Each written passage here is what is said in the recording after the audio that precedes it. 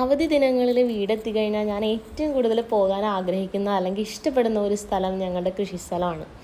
ഇവിടെ പ്രകൃതിയോടിണങ്ങി ഇന്നത്തെ ഈ മാലിന്യങ്ങളോ അല്ലെങ്കിൽ കൃത്രിമങ്ങളോ മായങ്ങളോ ഒന്നും ചേരാതെ അച്ഛൻ സൃഷ്ടിച്ചെടുത്ത ഒരു കുഞ്ഞ് കൃഷി സാമ്രാജ്യമാണിത്. ഇവിടെ എല്ലാം മുതലാളിയും തൊഴിലാളിയും എല്ലാം അച്ഛനാണ്. ഇവിടെ ആരെയും പുറത്തുനിന്നൊന്നും കൂട്ടി ചെയ്തെടുക്കുന്ന കാര്യങ്ങളൊന്നുമില്ല. ഇത് അച്ഛൻ സമയം കിട്ടുമ്പോഴൊക്കെ രാവിലെ വൈകുന്നേരമൊക്കെ അച്ഛൻ്റെ ഒരു ദിനചര്യ പോലെ അച്ഛൻ വെള്ളം ഒഴിക്കുന്നതും അല്ലെങ്കിൽ കളവറയ്ക്കുന്നതും എല്ലാം ചെയ്യുന്നത് അച്ഛനാണ്. ഞങ്ങൾ പലപ്പോഴും പറയാറുണ്ട്, ഒരാളെ ചേർത്ത് നമുക്കിത് ചെയ്യാൻ കുറച്ച് ഹെൽപ്പ് ചെയ്യാനൊക്കെ ആയിട്ട് ആരെങ്കിലും നിർത്താം, അതൊന്നും പറഞ്ഞാൽ കേൾക്കില്ല. നമ്മൾ നിർബന്ധിച്ചിട്ടൊന്നും അല്ലാട്ടോ അച്ഛൻ പോകുന്നത്. ഇത് അച്ഛൻ്റെ ഒരു ദിനചര്യ പോലെ അല്ലെങ്കിൽ അച്ഛൻ്റെ ഒരു ജീവശ്വാസം പോലെ അച്ഛൻ ചെയ്യുന്ന കുറേ കാര്യങ്ങളാണ്. ഇവിടെ എന്നും രാവിലെയും വൈകുന്നേരമൊക്കെ വന്ന് നനയ്ക്കലും അല്ലെങ്കിൽ കളവറയ്ക്കലും ഇതൊക്കെ മണ്ണിട്ടൊക്കെ സെറ്റ് ചെയ്യുന്നതൊക്കെ അച്ഛനാണ്.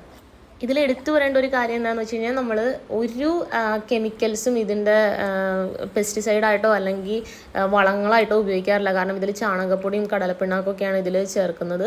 ആ ഒരു മിശ്രിതമൊക്കെയാണ് അച്ഛൻ ചേർക്കുന്നതെന്നാണ് പറഞ്ഞത്.